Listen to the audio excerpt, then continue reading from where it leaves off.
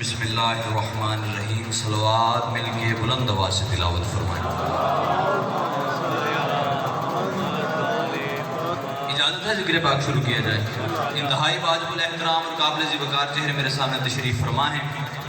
اتنا وقت نہیں کہ میں طویل خطبہ پڑھوں، اور میری نظر میں یہ خطبہ بہت بڑا خطبہ ہے، کیونکہ عزت قرآن کی قسم ہے بسم اللہ کی بے کا جو نقطہ ہے وہ علی ہے. اس نقطے کو، اس بسم اللہ کو چھوڑ کے اگر خطبہ پورا قرآن بھی پڑھ دیا جائے، علی شامل نہ ہوا تو منہ پہ مار دیا جائے گا. آپ کی خیر و سلامت رہے بادشاہ حسین، آپ کا چل کے آنا ہر قدم پر اجر عظیم عطا فرمائے.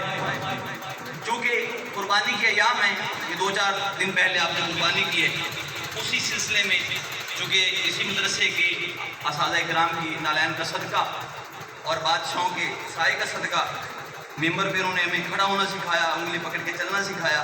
سرکار کی نالین سے بھی اجازت مانگ کے میں بات کرنا چاہتا ہوں. ان اللہ لا یظلم مثقال ذرۃ، قرآن کی آیت مبارکہ ہے، اس میں اللہ فرماتا ہے کہ میں اللہ وہ اللہ ہوں. اچھا، اتنا بھی میرے پاس وقت نہیں ہے کہ میں یہ بتاؤں کہ وقت نہیں ہے، تو آپ نے میرے ساتھ سفر کرنا ہے. اللہ کہتا ہے میں اللہ وہ اللہ ہوں کہ کسی پر ایک رائی کے دانے کے برابر بھی ظلم نہیں کرتا. اب اس سے میں نے آپ کو قربانی دکھانی ہے. آیت ہے قرآن کی، اللہ کہتا ہے میں اللہ وہ اللہ ہوں کہ کسی پر ایک رائی کے دانے کے برابر بھی ظلم نہیں کرتا. میں ظالم نہیں ہوں. اللہ کہتا ہے میں عادل ہوں، میں عدل کرتا ہوں، انصاف کرتا ہوں.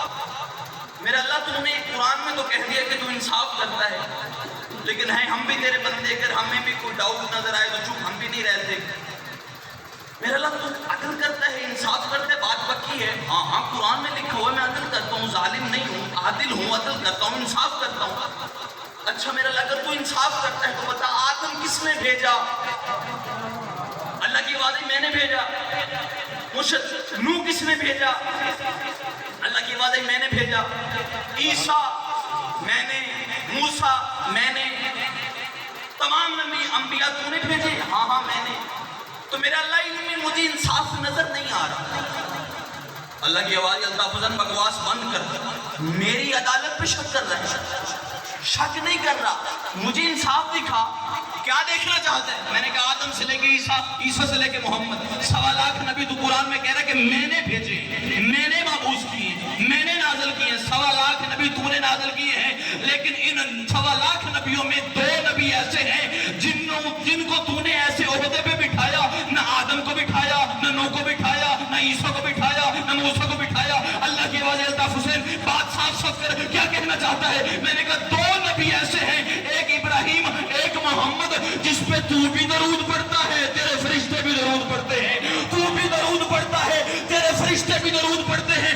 اللہ کی آواز بکواس بند کر. ان 2 نبیوں نے کام ہی کچھ ایسا کیا ہے کہ میں بھی درود پڑھتا ہوں، میرے فرشتے بھی درود پڑھتے ہیں. میرا اللہ کون سا کام کیا؟ فرمایا انہوں نے میرے رستے میں بیٹے دیے ہیں، انہوں نے میرے رستے میں بیٹے دیے ہیں. اب بندہ اپنا ہاتھ چھپائے، اس کا مطلب ہے درود بیٹے دینے سے ملتا ہے، بیٹیاں دینے سے نہیں ملتا. اسے بات سمجھ آئیے یار. نہیں مل کے سارے حیدری.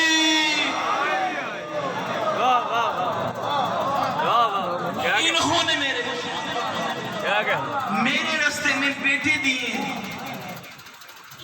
میرا اللہ ابراہیم نے بھی بیٹا دیا؟ ہاں دیا. محمد نے بھی؟ ہاں. تو اللہ نے یہ 2 قربانیوں میں پورے دین کو بند کیا. اچھا، ایک ہے 10 ذی الحج والے، ایک ہے 10 محرم والے.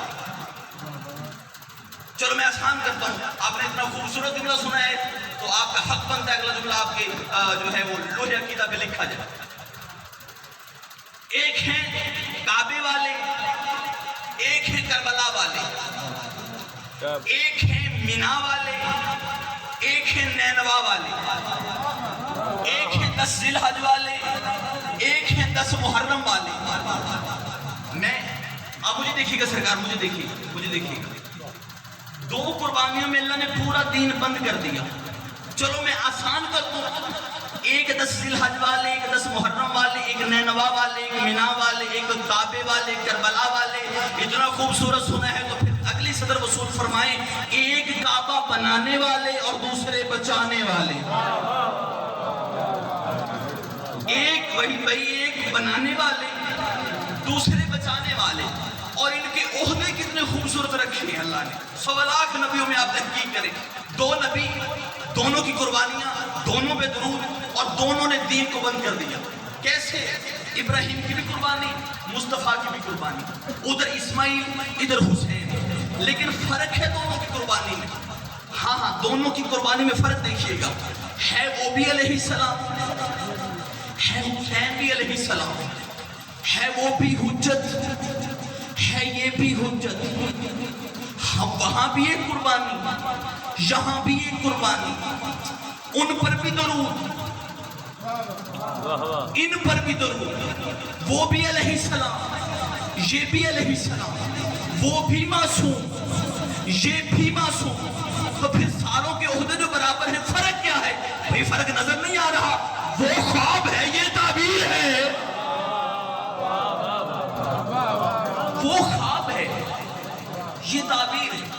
لیکن بھائی عمران اس وقت افسوس ہوا, دکھ ہوا. یہ 3 دن پہلے قربانی کی گئی, حضرت ابراہیم علیہ السلام کی بیٹی کی یاد کو تازہ کیا گیا. جانور ایک تھا, اس کے ساتھ حصے تھے, 3 شیعہ تھے, 4 سنی تھے.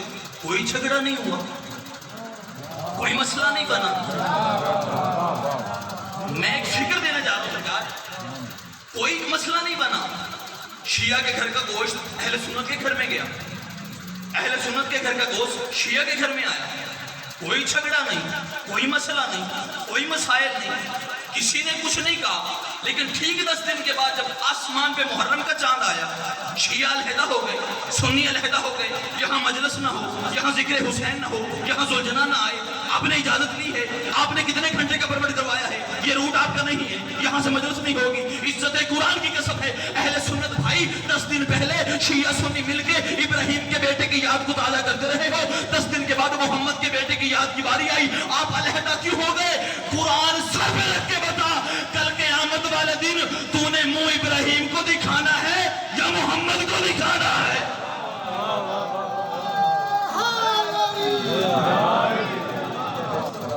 کل قیامت کو ماتھے کس کے لگنا ہے؟ ابراہیم کی بیٹی کی یاد سب نے منائی. اور کیا کہنے تیری عزت کے اور تیری ذہنیت کے. ابراہیم کے بیٹے کی دمبے کی شبیہ سج سج کے بازاروں میں پھرتی رہی. کسی نے نہیں کہا نہ دیکھنا نکاح ٹوٹ جائے گا.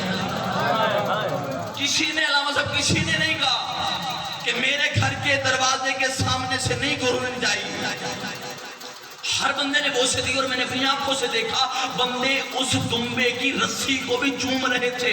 میں نے قریب جا کے میں نے کہا قبلہ, آپ تو کہتے ہیں کہ اسلام میں جانور کی عزت نہیں کی جاتی, لیکن آپ اس کی رسی کو چوم رہے ہیں. اس نے کہا تاف حسین سوائے اعتراض کے بات ہی نہیں کرتا, یہ عزت ہم خود نہیں کرتے, یہ قرآن کرواتا ہے. قرآن نے کہا ہے کہ اس دمبے کے گلے میں جو رسی ہے اس کی بھی عزت واجب ہے. ہمیں سے قرآن عزت کروا رہا ہے. میں نے کہا مولا تیرے کیا کہنے, تجھے ابراہیم کا دمبا سمجھ آ گیا, حسین کا گھوڑا سمجھ نہیں آیا. تجھے دمبا سمجھ آیا, گھوڑا سمجھ نہیں آیا. یہ مسلمانوں کی پرانی عادت ہے, حقیقت چھوڑ کے مجاز کے پیچھے بھاگتے. یہ آپ کی آنکھوں کے سامنے بنا بیریٹون, یہ بیریٹون آپ کی آنکھوں کے سامنے. اس میں ایک مسجد تعمیر ہوئی ہے بہت بڑی, اس میں 1 لاکھ نمازی ایک وقت میں نماز ادا کر سکتے. اور جب یہ تعمیر مکمل ہو گئی تو سب سے پہلا جو جمعہ ہے وہ امام کعبہ نے پڑھا ہے. جو کعبے میں نماز پڑھاتا ہے اس نے اس کی جماعت کروائی, افتتاح اس نے کی.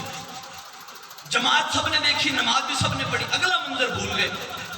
جب وہ امام کعبے میں نماز پڑھانے والا جب پیچھے ہٹا تو بڑے بڑے بندے اس کی نالین چوم رہے تھے, بڑے بڑے بندے اس کی آواز چوم رہے تھے, بڑے بڑے بندے اس کی کبا چوم رہے تھے, بڑے بڑے بندے اس کی دستار چوم رہے تھے.